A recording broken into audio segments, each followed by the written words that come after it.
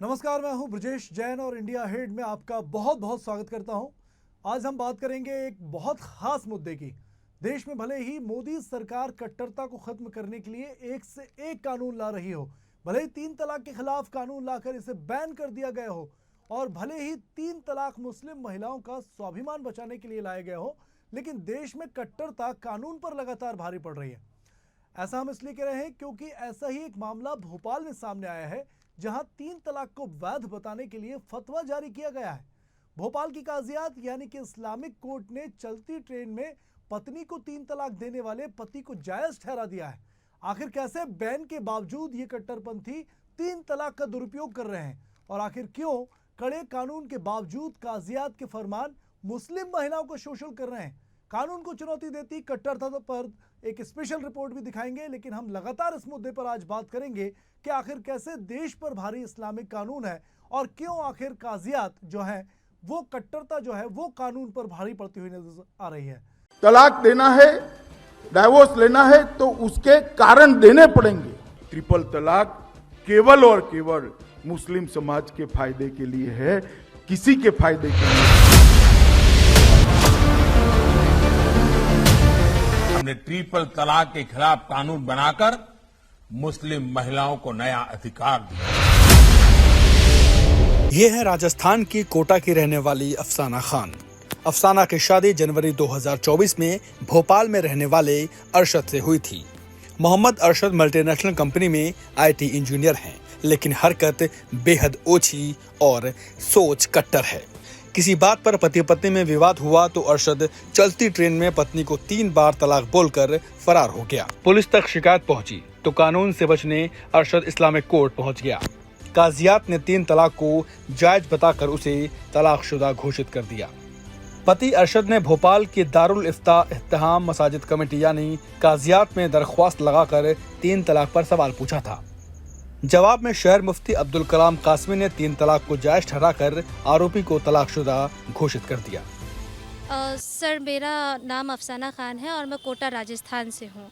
और मामला ये है सर कि मेरी शादी भोपाल में हुई है और शादी होने के बाद जब मैं अपने ससुराल यहाँ पर आई तो 133 दाता कॉलोनी में मैं आई सबसे पहले, जहाँ पर रेहाना जो है वो मेरी खाला सास है और अतीक अहमद मेरे खालू ससुर हैं। इसके अलावा असद खान जो है वो मेरे कज़िन ब्रदर हो गए। ठीक है, मोहम्मद अरशद से पहली बार शादी होकर के मैं यहीं आई। उसके बाद शादी के बाद जब मुझे घर में मैंने बहुत सब कुछ चेक किया तो मुझे मोहम्मद अरशद के कुछ कागजात नज़र आए, जिसमें पता चला कि मोहम्मद अरशद ने पहले भी कई शादियां की हुई हैं। जब इन सब पे बात होने लगी उसके बाद मोहम्मद अरशद ने मुझे फ्रेम करना शुरू किया और पूरे घर में कैमरा लगा करके मेरी प्राइवेसी को हटाने की कोशिश की उन्होंने। उसके बाद जब मैं यहाँ से थोड़ी सी परेशान हो गई तो मैं अपने ससुराल गई कानपुर देहात में, जहाँ पर वहाँ पर रहने के बाद जब मैं वहाँ से मोहम्मद अरशद को वहाँ बुलाया गया और मैं वहाँ से जब वापस अपने भोपाल आने लगी तो मोहम्मद अरशद ने चलती ट्रेन में मुझे 3 तलाक दिया और फरार हो गए। 22 अगस्त 2017 को सुप्रीम कोर्ट की 5 जजों की संविधान पीठ ने अपने फैसले में ट्रिपल तलाक को असंवैधानिक घोषित कर दिया था। मोदी सरकार ने मुस्लिम महिला विवाह अधिकार संरक्षक विधेयक 2017 लोकसभा में पेश किया। 19 सितंबर 2018 को देश में ट्रिपल तलाक कानून लागू किया गया है, जिसके तहत तत्काल 3 तलाक को अपराध माना गया है। ऐसा अपराध करने वाले मुस्लिम पुरुष को 3 साल की जेल की सजा का प्रावधान है। यह कानून 3 तलाक को भी संज्ञेय और गैर जमानती अपराध बताता है। देखिए, प्रोसेस ये है, एक बार माननीय सर्वोच्च न्यायालय ने 3 तलाक को नल एंड वाइड घोषित कर दिया है तो वो नल एंड वाइड है, वो अवैध है। और ये मौलवी जितने फतवे जारी कर रहे हैं इनको मेरी सलाह है, ये इस प्रकार के फतवे देना या तो बंद कर दें। भारतवर्ष में संविधान से बढ़कर कोई चीज़ नहीं है और माननीय सर्वोच्च न्यायालय के आदेश से बड़ा कोई आदेश नहीं है। इतना सख्त कानून होने के बावजूद कुछ कट्टरपंथियों ने तलाक देने का शॉर्टकट रास्ता भी ढूंढ लिया है। इसकी ताज़ी तस्वीर भोपाल में सामने आई है। 3 तलाक कानून का विरोध करने वाली कांग्रेस और कानून लाने वाली बीजेपी एक सुर में कट्टरपंथियों की इन हरकत का विरोध कर रहे हैं। देखिए, कानून से बड़ा कोई नहीं होता है। माननीय नरेंद्र मोदी जी ने जिस तरह से हमारी मुस्लिम बहनों के लिए सशक्त करने के लिए और उनके साथ जिस तरीके से 3 तलाक जैसी जो कुरीति जुड़ी हुई थी उसको दूर करने के लिए कानून बनाया, और आज उस कानून के दायरे में सभी को हमारी जो मुस्लिम कम्युनिटी है उनको आना पड़ेगा, क्योंकि कानून से बड़ा कोई नहीं हो सकता। मैं समझती हूँ इस देश में सबसे सर्वोपरि है वो कानून है, इस देश की संसद है। अगर संसद ने उसको पारित किया है तो सबको मानना पड़ेगा। देखिए, 3 तलाक पर तो कानून बन चुका है और उसमें पूरी तरह से हर चीज़ को क्लियर कर दिया गया है कि अगर 3 तलाक आप देते हैं और अगर पत्नी शिकायत करती है तो जो शौहर है उसके खिलाफ जो है क्रिमिनल केस जो है वो पंजीबद्ध किया जाएगा।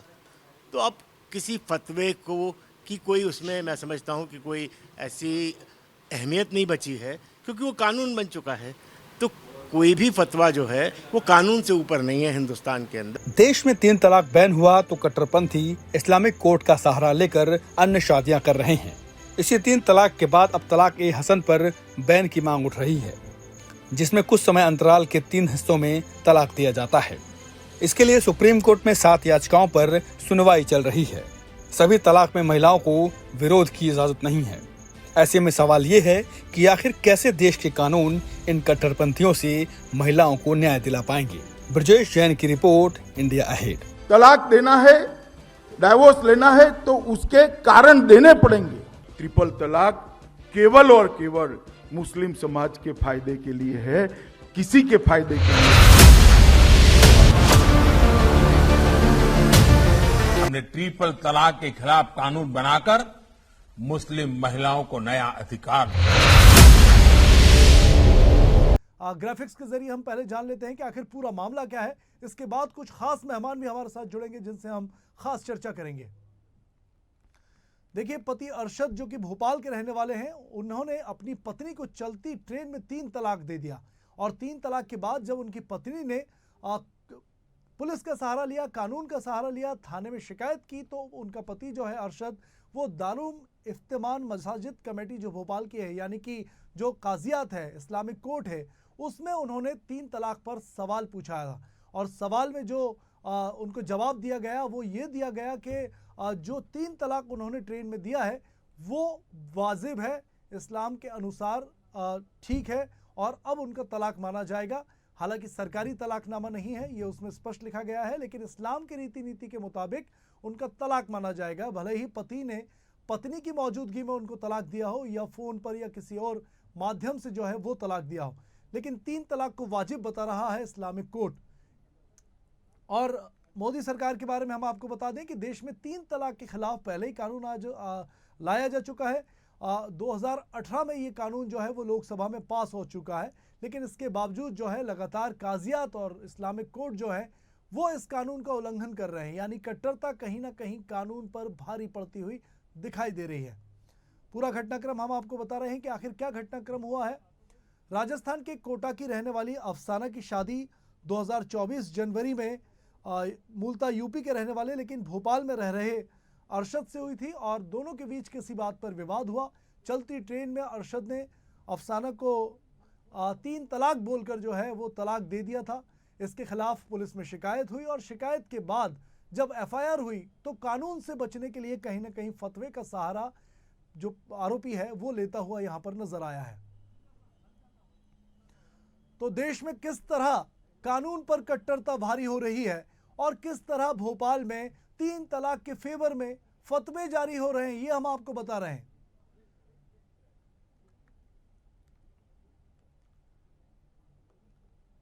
मोदी सरकार जो है लोकसभा में 2018 में पहले ही 3 तलाक के खिलाफ कानून ला चुकी है। 3 तलाक अगर कोई देता है तो वो ट्रिपल तलाक कानून के दायरे में आएगा और कड़ी सजा के प्रावधान हो सकते हैं किए गए हैं। मुस्लिम पुरुष को 3 साल तक की सजा के इसमें प्रावधान है। ये संज्ञेय अपराध है और गैर जमानती अपराध की श्रेणी में ही आता है। तो एक गंभीर अपराध है 3 तलाक देश में 2021 के बाद, लेकिन इसके बावजूद इस्लामिक कोर्ट 1400 साल पुरानी परंपरा के नाम पर किस तरह इस मुस्लिम महिलाओं का शोषण कर रहे हैं ये हम आपको बता रहे हैं।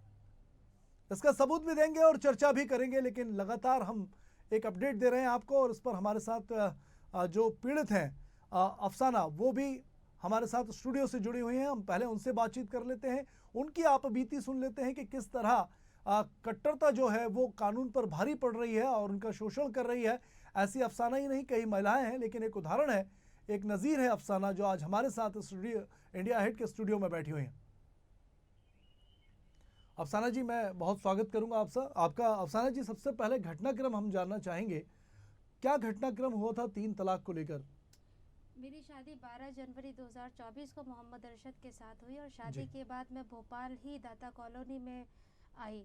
उसके बाद फिर जब रेलवे में का मैंने इनके घर में जो कुछ सामान देखा और उस सामान की रिपोर्ट मैंने रेलवे को दी और रेलवे जब आया उन सब चीज़ों का सामान लेने के लिए, उसके बाद मेरे घर में विवाद होना शुरू हो गया और मोहम्मद अरशद ने अपने आप को कहा कि मैं पुरुष, मतलब ये जो देश है ये पुरुष प्रधान देश है, तो जैसा मैं कहूँगा वैसा ही करना पड़ेगा। उसके बाद जब विवाद बहुत ज़्यादा बढ़ने लगे तो मैं अपने ससुराल चली गई, कानपुर देहात में पुखराया के अंदर। और जब मैं वहाँ पर गई तो मोहम्मद अरशद जब वहाँ पर आए और वो मुझे भोपाल लेकर आने लगे, तो झांसी के अंदर उन्होंने मुझे चलती ट्रेन में मारा भी, पीटा भी, गालियाँ भी दी और 3 तलाक दे करके फ़रार हो गए। उसके बाद आरपीएफ ने मुझे मेडिकल ट्रीटमेंट दिया और उसके बाद वहाँ से उन्होंने मुझे वापस पुखराया पहुँचाया। मेन जो मुद्दा है वो ये है कि पुखराया पहुंचने के बाद मुझे लगा कि पति ख़राब है, लेकिन सबसे बड़ी बात कि घर वाले भी ख़राब निकले। उन्होंने कहा कि जब उसने तलाक दे दी है तो यहाँ से निकलिए, और जब मैं नहीं निकली उस घर से तो पूरी योजना के तहत एक प्रोपागेंडा उन लोगों ने अपनाया और घर में ताला लगा करके फ़रार हो चुके। ये जो 3 तलाक आपको दिया गया, उसके खिलाफ आपने थाने में भी शिकायत की? जी हाँ। क्या कार्रवाई हुई? उसके बाद मैंने थाने में जाकर के जब शिकायत की और भोगरीपुर थाने में मेरी शिकायत दर्ज हुई है और उसके बाद उन्होंने एक एंटी सेपेटरी बेल होती है वो उन्होंने डाल दिया, जिसपे वो अभी बेल पर हैं, तो उन्हें कोई सजा इस भोपाल चीज़ की पे। काजियात में आपके पति ने जो सवाल पूछे और जो फतवा जारी हुआ, क्या लगता है कि फतवे में तो स्पष्ट तौर पर कहा गया है कि ये जो आपने ट्रिपल तलाक दिया है ये वाजिब है, जायज़ है, पत्नी का अगर सामने प्रत्यक्ष मौजूद नहीं है तो भी ये जायज़ माना जाएगा। तो एक तरफ आप कानून का सहारा ले रही हैं, आपके हस्बैंड जो है, आपके पति, वो इस्लामिक रीति नीति का, काजियात का सहारा ले रहे हैं, तो क्या लगता है कि आपका जो समाज है वो किसे सही मानता है? मैं जब यहाँ भोपाल में आई और ये कागजियात का कागज़ मुझे कल यहाँ पे 133 हाउस नंबर दादा कॉलोनी में जो उनके कज़िन रहते हैं और खाला रहती है रेहाना और असद खान करके, उन्होंने ये कागज़ मुझे पकड़ाया और कहा कि जब तलाक हो गई है तो यहाँ से निकलो, नहीं तो चप्पल से मारा जाएगा। और इस बात के ऊपर मैं वापस से जब ये कागज़ ले करके मैं फिर से कोहे फिज़ा थाने में गई और ये चीज़ मैंने उनको दिखाया इस चीज़ को कि विदाउट माय कंसेंट कोई मुल्ला या कोई मौलवी कैसे मेरी ज़िंदगी को फाइनलाइज कर सकता है बिना मेरे। क्या आपने काजियात में एप्लीकेशन दी या सवाल पूछा वहां जाकर, कुछ बातचीत जी हुई हाँ, कि आपने मैं किस बिना पर जो है वो इसको जायज़ ठहराया है? जी, मैं कागजियात गई और मैंने वहाँ पे एक मुफ्ती से मेरी मुलाकात हुई कि जब तक मैं नहीं चाह रही हूँ तलाक देने के लिए, आपने ये फतवा कैसे दे दिया। उनका ये कहना था कि अगर आदमी सऊदी भी बैठा हुआ है और उसने ठान लिया कि मुझे छोड़ना है बीवी को, तो इसका मतलब तलाक हो गई। अफसाना जी, देश में कानून लागू है 3 तलाक का, लेकिन हम लगातार देखते हैं कि कहीं ना कहीं कट्टरता, रीति रिवाज के नाम पर, धर्म के नाम पर इस तरह के फतवे जारी किए जाते हैं और फतवे, हालांकि कानूनन मान्यता इन फतवों की नहीं है। ट्रिपल तलाक के खिलाफ केस आप बता रहे हैं कि FIR भी दर्ज हुई है, लेकिन क्या लगता है समाज के अंदर, अब जब आपका पति है, आप उसके रिश्तेदार जो है वो उसको तलाकशुदा मान रहे हैं, तो क्या वो दोबारा शादी कर सकता है?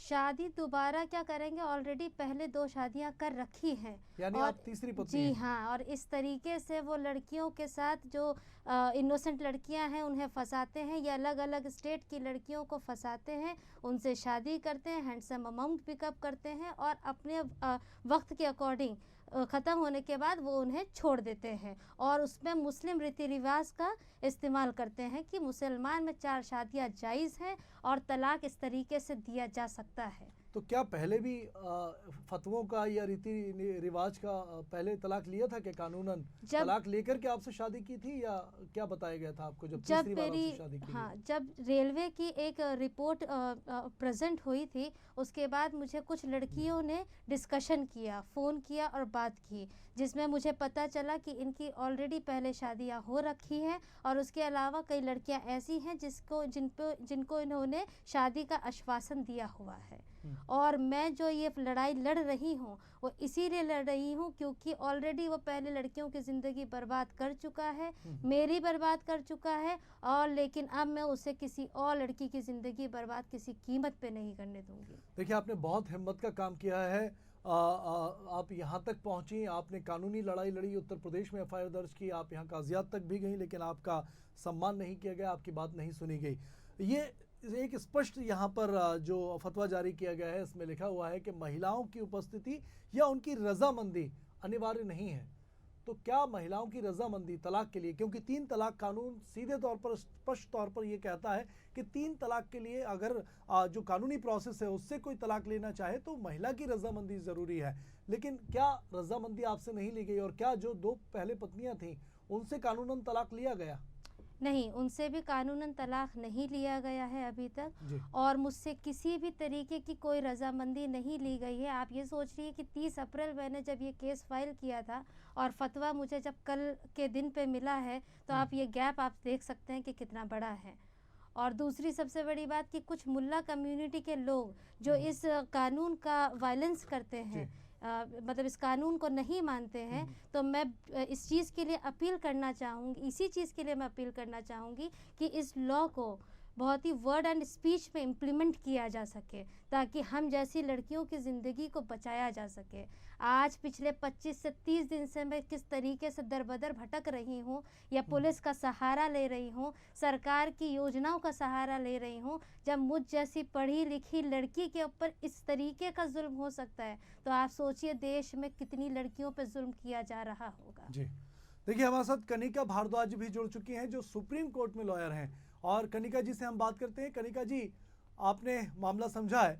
यहाँ एक महिला अफसाना हमारे साथ बैठी हुई है स्टूडियो में, और इनको चलती ट्रेन में इनके पति ने विवाद के बाद 3 तलाक दे दिया, लेकिन जब इन्होंने थाने में पुलिस का सहारा लिया और एफआईआर दर्ज कराई तो एक तो उनको ज़मानत मिल गई। जैसा कहा गया था कि 3 तलाक पर ज़मानत आसानी से नहीं होगी, ये गैर ज़मानती और संज्ञेय अपराध है। और दूसरा, इनके हस्बैंड जो है वो काजियात जाते हैं, एक जो फतवा है वो लेकर आते हैं, और उसके दम पर फिर चौथी शादी की तैयारी करते हैं। तो कानून की नज़र में कैसे देखती हैं आप इस पूरे मामले को? जी बिल्कुल, जिस तरह से आपने मुझसे पूछा, और जैसा कि मैंने अपनी जो बहन है अफसाना, उनकी जो स्टोरी सुनी है, बहुत ही दुखद चीज है ये कि आज भी इस तरह की चीजें हमारे समाज में देखने को मिलती है। बावजूद इसके जबकि सुप्रीम कोर्ट ने ये लॉ निकाल दिया है, ये लॉ बन चुका है, जबकि सुप्रीम कोर्ट के द्वारा की जो है और साफ स्पष्ट शब्दों में कहा गया कि ट्रिपल तलाक इज नॉट वैलिड, कॉन्स्टिट्यूशनली भी वैलिड नहीं है। उसके बाद भी ऐसी चीजें देखने को मिल रही है। बट एक चीज मैं यहाँ कहना चाहती हूँ, पहली बात कि जिस तरह से ये उनको जमानत मिल गई और जिस तरह से इस्लामिक कोर्ट का जो उन्होंने श्रेय लिया, और जिस तरह से फतवा जो है उसका जो आपके जो अफसाना जी की जो हस्बैंड का श्रेय लिया, मैं ये कहना चाहती हूँ कि बिल्कुल ही इलीगल है। इलीगल ही नहीं, दिस इज अनकॉन्स्टिट्यूशनल ऑल्सो। क्योंकि मैं एक केस का नाम यहाँ लेना चाहती हूँ, नरासाउ अप्पा मली वर्सेस स्टेट ऑफ बॉम्बे। इस पर्टिकुलर केस में सुप्रीम कोर्ट ये साफ साफ कह चुका है कि पर्सनल लॉ नाम की कोई चीज नहीं है, पर्सनल लॉ जो है वो वैलिड नहीं माना जाएगा। तो ये चीज साफ हो चुकी है। दूसरा, जैसे शायरा बानू का भी केस आया, तो शायरा बानू के केस में भी जो जितने भी मुल्ला हैं और जो फतवा हैं उनके बारे में बात की गई, और ये साफ साफ कहा गया कि ये सारी चीजें कॉन्स्टिट्यूशनली वैलिड नहीं है। पर मैं हैरान हूँ कि आज ये लॉ पास होने के बावजूद भी इस तरह की चीजें सामने आ रही है। तो मैं एक राइट बता दूं अपनी बहन को कि आप डायरेक्टली सुप्रीम कोर्ट अप्रोच कर सकती हैं, बिकॉज आपको फंडामेंटल राइट जो है उसका वायलेशन हुआ है। तो आप डायरेक्टली सुप्रीम कोर्ट में एसएलपी डाल सकती हो और बकायदा सुप्रीम कोर्ट आपकी बात को सुनेगा। रही बात कानून की, तो मैं ये भी एक कहना चाहती हूँ कि सिर्फ यही नहीं, बहुत सारे ऐसे छोटे मोटे जो है जो विलेजेस हैं या जो रूरल एरियाज हैं या कभी मेट्रो सिटीज में भी जो ये कट्टरवाद है ये कहीं ना कहीं हावी होता दिख रहा है। बट फिर से मैं इससे ये चीज कहना चाहती हूँ कि सुप्रीम कोर्ट ऐसे मामलों को बिल्कुल भी वो बहुत ही स्ट्रिक्टली लेता है और बिल्कुल भी बर्दाश्त नहीं करेगा ऐसे मामले। बट प्रॉब्लम ये है कि हमारी कई बहनें सुप्रीम कोर्ट तक पहुंच नहीं पाती है, हमारी कई बहनें रिपोर्ट ही नहीं कर कैसे पाती। पहुंचेंगी? देखिए कई दिनों से कनिका जी, कई दिनों से ये अफसाना जी जो है कई दिनों से परेशान है। उत्तर प्रदेश में एफआईआर की गई, जमानत मिल जाती है सेम डे, इसके बाद भोपाल में फतवा जारी कर दिया जाता है। जब ये घर पे पहुंचती है तो इनके साथ मारपीट की जाती है। जब ये काजियात पहुंचती हैं तो वहाँ कहा जाता है कि महिलाओं की सुनवाई नहीं होगी, महिलाओं की रजामंदी जरूरी नहीं है। इसके बाद यहाँ भी पुलिस स्टेशन में कोई फिजा थाने में शिकायत की गई है भोपाल में, लेकिन उस पर भी कोई कार्रवाई नहीं हुई है। तो ये जो कानून है ये लागू कैसे होगा जब कार्रवाई की प्रोसेस इतनी लंबी, बोझिल और दुखदाई है? जी बिल्कुल, आप ये मैं कहना चाहूंगी ये जो प्रोसेस है, क्योंकि हमारे देश में आप देखिए बहुत सारे इस तरह के लॉज हैं, इस तरह के एक्ट्स हैं, बट इम्प्लीमेंटेशन जो है ग्राउंड लेवल पे वो थोड़ा सा प्रॉब्लमैटिक हमारे देश में हमेशा से रहा है। और इसी का फायदा, लूज होल का ही फायदा जो है वो कट्टरपंथी उठा लेते हैं। कनिका जी हमारे साथ जुड़े रहिएगा आप, हम आपसे आगे भी बातचीत करेंगे और समझेंगे पूरा मामला। लेकिन शिवा असलम हमारे साथ जुड़ गए हैं जो इस्लामिक स्कॉलर हैं, अच्छी तरह से इस्लाम को समझते हैं, जानते हैं। शिवा जी आपका बहुत बहुत स्वागत है। आपसे ये सवाल पूछना चाहूँगा कि मामला आप सुन ही रहे हैं, आपके संज्ञान में है, तो क्या इस्लाम की रीति नीति और 1400 सालों की जो रीति है, रिवाज है, उसका हवाला दिया जाता है शिवा फहमी जी, तो क्या ये जायज़ है? जब देश का कानून कह रहा है कि 3 तलाक नाजायज़ है, तो फिर कैसे कहा जा रहा है इस्लामिक कोर्ट्स में कि इसको जायज़ बताया जा रहा है?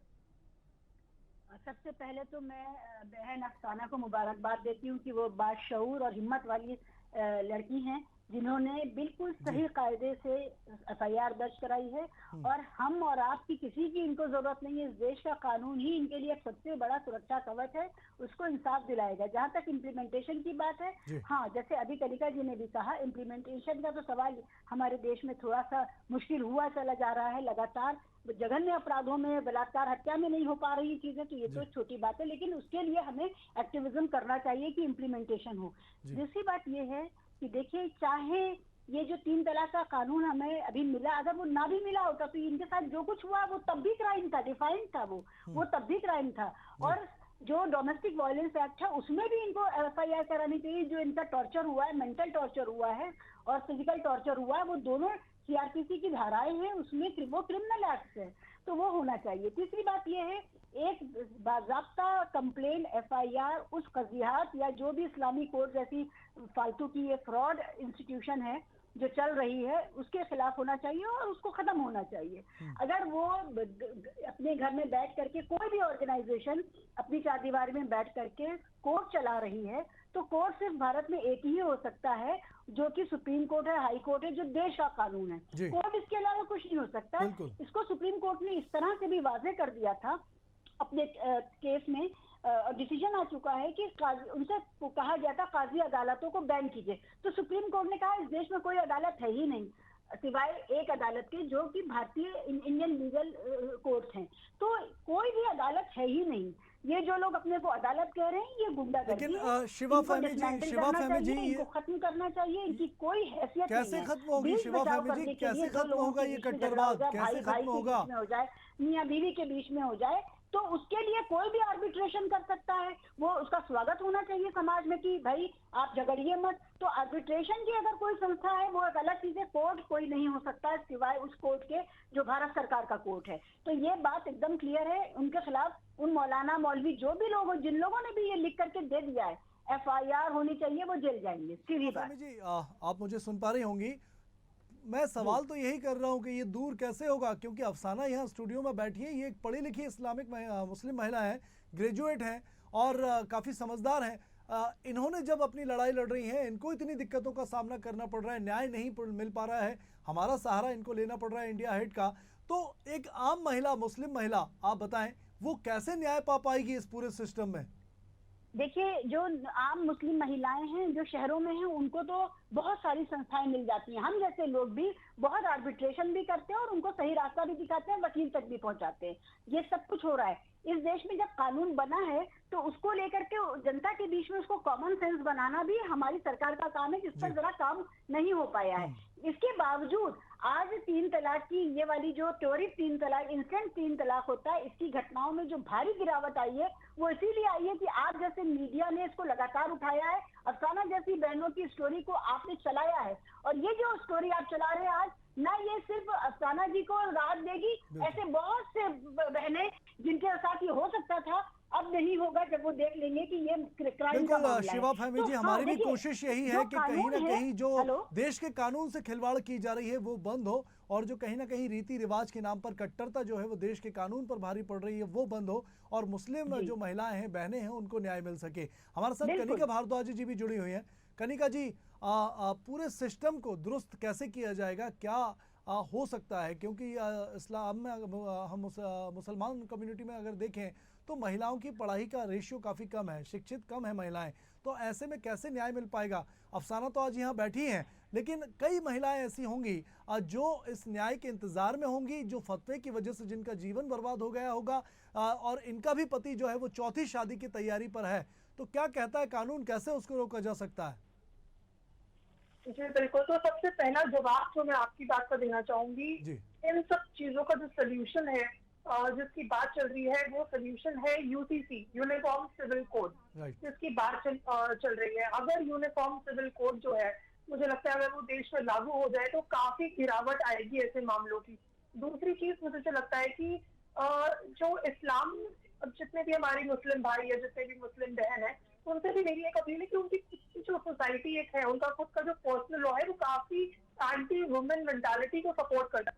जहाँ तक मुझे ऐसी चीज होती है, जिस तरह के लॉज है कि आप 4 शादियां कर सकते हो, और जिस तरह से ये ट्रिपल तलाक को एक अनकॉन्स्टिट्यूशनल डिक्लेयर होने के बाद भी जिस तरह से एक अंधाधुंध ये जो है फॉलो हो रहा है कि ट्रिपल तलाक दे दिया जाए इंस्टेंटली, तो ये जो सारी चीजें हैं, ये कहीं ना कहीं दर्शाता है कि जितने भी हमारे मुस्लिम भाई बहन है, उनकी जो लॉज है, उनकी जो सोसाइटी है, उसमें काफी एंटी वुमेन जो सोच है वो है। तो हमें उसके लिए एक्टिविज्म करना पड़ेगा कि वो जो सोच है वो खत्म की जाए, क्योंकि जब तक आप देखिए कितने भी लॉज आप बना लीजिए, जब तक सोसाइटी के ग्राउंड लेवल में जो है वो बदलाव नहीं आएगा, सोसाइटी की मेंटालिटी में जब तक बदलाव नहीं आएगा, तो फिर आप कितने भी लॉज बना लीजिए, मुझे लगता है कुछ नहीं होने वाला उन सब चीजों से। कनिका जी, जो पीड़ित हैं अफसाना, वो भी हमारे साथ स्टूडियो में मौजूद हैं, वो भी आपसे कुछ सवाल करना चाहती हैं। आप बताएं कि आपने जो कानून की अब तक मदद ली है, तो कितना जो आपको वो मदद जो है वो मिल पाई है, और क्या मदद आप चाहते हैं, तो क्या सवाल आप इनसे पूछना चाहेंगी? शिवा फहमी जी भी आपके साथ मौजूद हैं, और साथ ही कनिका जी भी आपके साथ मौजूद हैं। आपको पूरा न्याय दिलाया जाएगा। आप बताइए क्या सवाल करना चाहेंगे, क्या मदद चाहेंगे आप? सबसे पहला सवाल मैं ये चीज़ करना चाहूँगी कि मोहम्मद अरशद, जिसके ऊपर अलग अलग स्टेट से 4 FIR हो रखी है, जिसके ऊपर 4 कोर्ट के केस हो रखे हैं, रेलवे का एक केस हो रखा है, ऐसा क्रिमिनल माइंडेड इंसान जो कि लड़कियों से शादी कर रहा है और उन्हें छोड़ रहा है, ये सारी चीज़ें विद एविडेंस मैं सारे पुलिस में प्रेजेंट कर रही हूँ। लेकिन जुडिशियल सिस्टम डेफिनेटली मुझे न्याय देगा, लेकिन एक पर्टिकुलर टाइम के बाद ही मुझे वो न्याय मिल पाएगा। पर मेरा सवाल ये है कि मैं उस वक्त तक के लिए, मैं जिस तरीके से मेंटल टॉर्चर में मुझे मिल रहा है, इसके अलावा जो मैं भूख के लिए तड़प रही हूँ, या जो मैं परेशान हो रही हूँ सिर्फ इस चीज़ के लिए कि अब वो किसी और लड़की की ज़िंदगी को ख़राब ना करें। मैं एक कर्तव्य पे खड़ी हुई हिंदुस्तान की गवर्नमेंट के लिए, उसके बाद मैं दूसरे कर्तव्य पे खड़ी हुई उस लड़की की ज़िंदगी को बचाने के लिए। ये टेक महिंद्रा का नाम ले करके लड़कियों को फंसाते हैं और शादी करते हैं। मुझे शिवा फहमी जी, देखिए आप इस्लामिक स्कॉलर हैं, मुस्लिम महिलाओं की मदद किस तरह करेंगी? क्योंकि अफसाना जैसी कई पीड़ित महिलाएं, और अफसाना कई दिनों से कांटेक्ट करने की कोशिश कर रही हैं, लेकिन कोई संस्था इनकी मदद के लिए आगे नहीं आई है। किस तरह मदद आप करेंगी इनकी? मैं इस्लामिक स्कॉलर हूँ, इसीलिए कह रही हूँ इस देश में सिर्फ एक कानून चलेगा जो भारत सरकार का कानून है। इस्लाम खुद भी ये साफ कहता है कुरान में कि जैसे ही कोई क्लैश आएगा between the land, law of the land and law of the religion, faith, उसमें प्रिवेल करेगा लॉ ऑफ द लैंड। तो जो लॉ ऑफ द लैंड है वही प्रिवेल करेगा। और इन्होंने एक शानदार बात जो की है वो एफआईआर की है, और ये इनके ऑफिस में भी इस एफआईआर को पहुंचा दें, वो जो भी ऑफिस है उसमें भी इसको पहुंचा दें, ऑफिस को भी कॉग्निजेंस लेना पड़ेगा। तो जो आप बता रही हैं अफसाना जी, आप सही रास्ते पर हैं बिल्कुल। इस देश में एक ही कानून है और कोई कोर्ट नहीं है, कोई कजियात नहीं है, कोई बिरादरी का कानून, कोई पंचायत नहीं है जो इसमें आपकी मदद करेगी। सबसे सही मदद जहां मिलेगी आप वहां पहुंच चुकी हैं। लेकिन ये बात सच है कि हमारे जो थाने हैं वो अंडर परफॉर्म कर रहे हैं। वो हम तो जानते हैं ना कि बलात्कार रेप में नहीं पुलिस वाले हिलते हैं। तो ये जो कमी है हमारे थानों के अंदर, जो कमी है, वो उस कमी को से आप भी लड़ रही हो, सारा देश लड़ रहा है। उसके लिए इंडिया हेड जैसे चैनल पे अगर आप हैं तो ये इसकी भी क्लिप आप थाने में दीजिए, जिससे थानेदार को ये पता चले कि वो कहाँ पर अपने कर्तव्य निर्वहन में कमी कर रहे हैं और वो अपना कर्तव्य निर्वहन करें। जो एफआईआर है उसको कंपाउंड करके, सारी एफआईआर जितनी भी उसके खिलाफ एफआईआर है उस आदमी के खिलाफ, उसको कंपाउंड करके सारी एक ही जगह पहुंचा दीजिए, जिससे कि उसका लुकआउट नोटिस जारी हो और पता चले कि वो जहां पर भी है वो और फ्रॉड नहीं कर सकता। वो क्रिमिनल है, क्रिमिनल की तरह डील किया जाएगा। इसमें इस्लाम किसी भी तरह से आपको रोकेगा नहीं, क्रिमिनल के साथ नहीं खड़ा होगा। और इस्लाम की यहाँ पर कोई मतलब बहुत अहम बात आपने कही है शिवा जी। यहाँ पर कनिका जी भी हमारे साथ मौजूद है। कनिका जी, कानून में अब किस तरह सहारा ये ले सकती है, क्योंकि टाइम जो लगता है, हम अदालत की बात करें या थानों की कार्रवाई की बात करें, तो ये टाइम बैंड कम कैसे किया जाए और किस तरह इनको जल्दी न्याय मिल सके? जी बिल्कुल, आपकी सही कहा कि टाइम तो लगता है, बट अभी जो सिचुएशन है हमारे जो लॉज की वो अब बदल चुकी है। पहले हमारे पास आईसीसी सीआरपीसी था जो कि काफी डिलेड प्रोसीजर था जिसमें क्रिमिनल चीजों का, बट अब हमारे पास बीएनएस और बीएनएसएस है जिसमें साफ तौर से ध्यान रखा गया है कि फास्ट ट्रैक कोर्ट चलाएं, खासकर ऐसे मामलों में। दूसरी चीज मैं बहुत इंपॉर्टेंट ये अपनी बहन अफसाना जी को बताना चाहती हूँ कि उन्होंने कहा कि जब तक केस चल रहा है तब तक वो उनको मेंटेनेंस नहीं मिल रहा है, उनके पास कोई सपोर्ट नहीं है किसी के एक्सपेंसेस का, या फाइनेंशियली उनके पास सपोर्ट नहीं है। तो मैं आपको बता दूं, सेक्शन 144 ऑफ बीएनएसएस, ये जो नए लॉज हमारे जो सेक्शन आए हैं, पहले अर्लियर इट वाज 125 सीआरपीसी, अभी हो गया है सेक्शन 144 ऑफ बीएनएसएस, जो स्पेसिफिकली इसी चीज के लिए है कि जो भी इररिस्पेक्टिव ऑफ रिलीजन, आप हिंदू हो या मुस्लिम हो, उससे कोई फर्क नहीं पड़ता, अगर आप एक नारी हो और अगर आपको सही जो आपके हस्बैंड है वो मेंटेनेंस नहीं दे रहे हैं, तो ये सेक्शन स्पेसिफिकली फॉर मेंटेनेंस है और इसमें साफ साफ लिखा गया है इररिस्पेक्टिव ऑफ रिलीजन। तो रिलीजन का इसमें कोई रोल नहीं है। आप अगर हिंदू है तब भी आप 144 सेक्शन में आ सकती है, अगर आप मुस्लिम है तब भी आप 144 सेक्शन में आ सकती है। तो आप सेक्शन 144 का यूज करिए और एक मेंटेनेंस की पिटीशन कोर्ट में डालिए कि जब तक ये केस जो चल रहा है आपका, तब तक आपको मंथली कोई ना कोई मेंटेनेंस प्राप्त हो। जैसा कि आपने कहा कि टाइम लगेगा, हो सकता है थोड़ा सा टाइम लगे, बट अब नए लॉज का जो इम्प्लीमेंटेशन है, जो प्रोसीजर है, उसको देखते हुए मुझे नहीं लगता कि बहुत ज्यादा टाइम लगेगा और मैं 100% श्योर हूँ कि इस प्रोविजन में आपको 100% न्याय मिलेगा। इसके अलावा आप चाहिए डोमेस्टिक वायलेंस केस जरूर फाइल करिए, क्योंकि वो जो केस है वो आपका एक चैनल है जिसके थ्रू आप जा सकती हैं। तो डोमेस्टिक वायलेंस और ये मेंटेनेंस का केस आप जरूर फाइल करिए, अपार्ट फ्रॉम जो भी आप एफआईआर चल रही है। तीसरी बात मैं ये कहना चाहती हूँ, अगर आपके पास पर्याप्त फाइनेंशियल कैपेसिटी आपकी नहीं है तो आप लीगल एड का यूज करिए, क्योंकि हर एक कोर्ट में लीगल एड है जहाँ पे फ्री में, मुफ्त में लॉयर्स मिले जाते हैं। हम लोग भी काफी ऐसे केसेस करते हैं जो प्रो बोनो करते हैं, सिर्फ सोसाइटी के भलाई के लिए करते हैं। अगर आपको इस तरह से नहीं जाना तो आप एक लीगल एड का यूज कर सकती है। आपको कुछ नहीं करना, कोर्ट में जाके सिर्फ एक एप्लीकेशन देनी है कि मेरे पास पर्याप्त जो है वो साधन नहीं है, एक्सपेंसिव फाइनेंस नहीं है, इसलिए मेरे को लीगल एड से लॉयर दे दिया जाए। आपको बिल्कुल मुफ्त में सारी जो भी सर्विसेज है लॉयर की वो सब मुफ्त में मिलेगी। शिवा फहमी जी का बहुत बहुत शुक्रिया करेंगे हम, आपने बहुत अहम जानकारी जो है दी है। उम्मीद करेंगे उसी जानकारी के आधार पर आप उतनी ही गंभीरता से अफसाना की मदद भी करेंगी। हम आपका कॉन्टैक्ट नंबर इनको देंगे और उम्मीद करेंगे कि आप इनकी मदद करें। लेकिन कनिका जी आप बने रहिएगा, हम और कोशिश कर रहे हैं कि और भी लोगों से, एक्सपर्ट से बातचीत लगातार करें। और हम ये भी कोशिश कर रहे हैं लगातार, हमारी जो पीसीआर टीम है वो लगातार कोशिश कर रही है कि जो अशरफ है, आरोपी जो पति है इनका, जिन्होंने ये तमाम फतवा लेकर जो आया है और नए नए हथकंडे जो है वो 3 तलाक को जायज़ ठहराने के लिए लगातार अपनाए जा रहे हैं, उससे भी बातचीत की जाए और फतवा जारी करने वालों से भी लगातार बातचीत की जाए।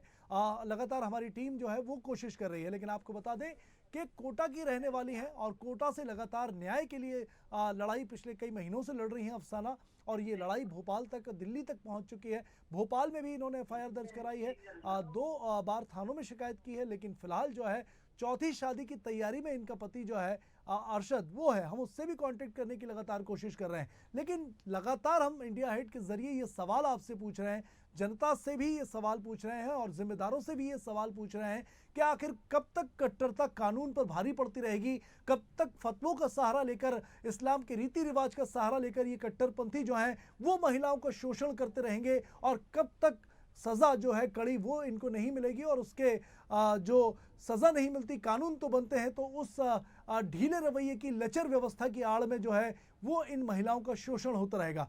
अफसाना जी, आप ये बताएं कि आज इंडिया हेड ने आपकी जो मदद की है, क्या लगता है उम्मीद जगी अब न्याय की? बिल्कुल उम्मीद जगेगी, और मुझे मालूम है कि मैं जीतूंगी भी सही। एक बात मैं आपसे कहना चाहूँगी और पूरे हिंदुस्तान की जनता से भी कहना चाहूँगी कि मैं मुसलमान हूँ, मुसलमान की बेटी हूँ, लेकिन मैं कचरा नहीं हूँ, और मैं हिंदुस्तान की बेटी हूँ। कोई भी मुसलमान का आदमी अपने आप को जिल्ले इलाही ना समझे। जी ना बिल्कुल। देखिए अरशद लाइन पे हैं, अफसाना जी के हस्बैंड लाइन पे जुड़ गए हैं। अरशद जी, इंडिया हेड न्यूज चैनल पे आप इस वक्त लाइव है, पूरा देश आपको सुन रहा है। आपसे चंद सवाल पूछना चाहूंगा। अरशद जी, आवाज आ रही है? आप कौन बोल रहे हैं? जी, मैं इंडिया हेड न्यूज चैनल से पॉलिटिकल एडिटर ब्रजेश जैन बात कर रहा हूं। आपकी जो वाइफ है अफसाना, मैं अभी वाइफ नहीं बात नहीं कर सकता जी। आप ये बताएं, ये जो फतवा लेकर आए हैं उसे जायज मानते हैं आप? आपने जो 3 तलाक इनको दिया है और सवाल पूछा था, आई कांट बात, मुझे प्रेयर के लिए लेट हो रहा है, मैं नमाज पढ़ने जा। आप नमाज पढ़िए, लेकिन आप ये बताएं, देखिए ये हमारे देश का कहीं ना कहीं इसको हम कहेंगे कि लोगों की डबल स्टैंडर्ड मानसिकता है। एक तरफ आप नमाज पढ़ने जा रहे हैं और उसी कानून, उसी इस्लामिक कानून का, कुरीतिया के जिसे कहें, व्यवस्था की, इस्लाम बुरा नहीं है, कोई धर्म बुरा नहीं होता, लेकिन व्यवस्था करने वाले बुरे होते हैं जो गलत तकरीर देते हैं, गलत दिशा में कानून को ले जाते हैं और महिलाओं का शोषण करते हैं। तो ऐसे लोगों के लिए आप क्या कहेंगे जो एक तरफ नमाज अदा करते हैं 5 वक्त की, दूसरी तरफ महिलाओं का शोषण कुरीतियों को हवाला देकर करते हैं? आप खुद डिसाइड कीजिएगा कि देश को किस दिशा में ले जाने की ज़रूरत है। और मुस्लिम महिलाएं आज जो जीवन भोग रही हैं, कई मुस्लिम महिलाएं, जनरली मैं सबकी बात नहीं करूंगा, सब धर्मगुरु गलत नहीं होते, सारे रीति रिवाज गलत नहीं होते, लेकिन जो चंद कट्टरपंथ होते हैं वो गलत दिशा में धर्म को ले जाते हैं और गलत तरीके से प्रेजेंट करते हैं अपने ही धर्म को, अपनी ही महिलाओं का शोषण करते हैं। उनके लिए आप क्या कहेंगे? अफसाना जी, आप कुछ कह रही थी, आपने देखा कि अरशद जुड़े लेकिन बात नहीं की, क्या कहेंगे इनके बारे में, ऐसे लोगों के बारे में? आपने देखते एक चीज़ कहा कि डबल स्टैंडर्ड, ये डेफिनेटली डबल स्टैंडर्ड इंसान है, और ये वो आदमी है जो लड़कियों को फ्रेम करता है और फ्रेम करके कानून को भी गुमराह करता है, न्यायालय को भी गुमराह करता है, और उसके अलावा लोगों को भी गुमराह करता है। पर वो कितना भी गुमराह कर लीजिए, इस बार जो उनका पाला पड़ा है वो अफसाना खान से पड़ा है, और मैं वो हिंदुस्तान की लड़की हूँ जो उसको बता करके रहेगी कि हिंदुस्तान की लड़की कमज़ोर किसी कीमत पे नहीं। अफसाना जी, हम भी नहीं चाहते, ना हम ये चाहते हैं कि अरशद या आपका घर टूटे, ना हम ये चाहते हैं कि किसी भी धर्म की या किसी व्यवस्था की बुराई की जाए, लेकिन जो सच्चाई है, जो हकीकत है, वो इंडिया हेड हर कीमत पर, हर खतरा मोल लेकर लगातार सामने लाता है। और आपकी हम दाद देंगे, प्रशंसा करेंगे अफसाना जी, जो आपने इतनी हिम्मत दिखाई है, जो आप लगातार अपने न्याय की लड़ाई लड़ रहे हैं। हमारे साथ कनिका जी लगातार मौजूद हैं। कनिका जी, आप लगातार जिरह करते हैं सुप्रीम कोर्ट में, हाई कोर्ट में, आपने देखा कि जो सही व्यक्ति है वो यहाँ अपना पूरा सच बयां कर रहा है, देश के सामने प्रेजेंट है, स्टूडियो में लाइव बैठा है, और जो गलत है वो फ़ोन काट देता है। तो किसे क्रिमिनल आप कहेंगे? क्या लगता है कौन दोषी है?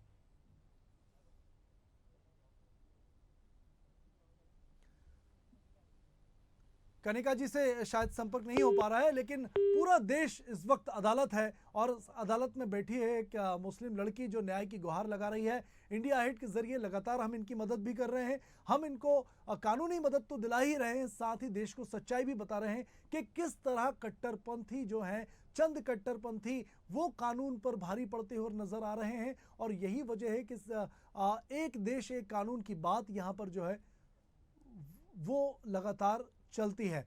तो देखिए, एक बार फिर से हम आपको चलते चलते बता दें कि अफसाना खान राजस्थान के कोटा की रहने वाली हैं। भोपाल के इरशद से इनकी शादी जो है वो जनवरी 2024 में हुई थी, लेकिन किसी कारण से चलती ट्रेन में 3 तलाक देकर फरार हो गए इनके पति। और बाद में जब ये कानून का सहारा लेने पुलिस स्टेशन पहुंची तो उस कानून के बचाव में जो है वो फतवा लेकर आ गए और साहब ठहरा रहे हैं कि 3 तलाक जो दिया गया है वो जायज़ है। तो चंद सवाल हैं कि इस व्यवस्था के लिए जिम्मेदार कौन है, और क्या इस्लामिक रिसर्चर्स को, इस्लामिक सुधारवादियों को ये नहीं देखना चाहिए कि उनके अंदर की व्यवस्था किस तरीके से सुधरे और किस तरीके से उनकी जो महिलाओं का शोषण हो रहा है वो दूर हो। और कानून में भी इस बात की ज़रूरत महसूस की जा रही है कि जो न्याय के लिए लंबी लड़ाई लड़नी पड़ती है अफसाना जैसी बहनों के लिए, वो आखिर शॉर्ट हो और जल्दी न्याय किस तरह मिल सके। तमाम गेस्ट का जो हमारे साथ जुड़े, अपने जो लीगल एक्सपर्ट थी सुप्रीम कोर्ट की कनिका भारद्वाज जी, आपका बहुत बहुत शुक्रिया।